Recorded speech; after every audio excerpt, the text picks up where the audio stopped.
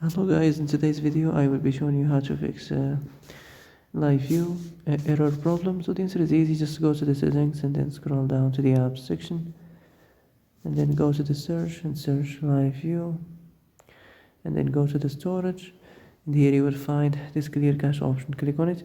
Now you can go check it if it worked, and if it didn't you can try to restart your phone or turn the Wi-Fi off and on, or the Bluetooth or the airplane mode.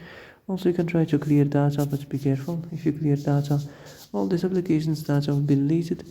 This includes all files, the settings, the accounts, the databases, etc. So be careful if you want to clear your data.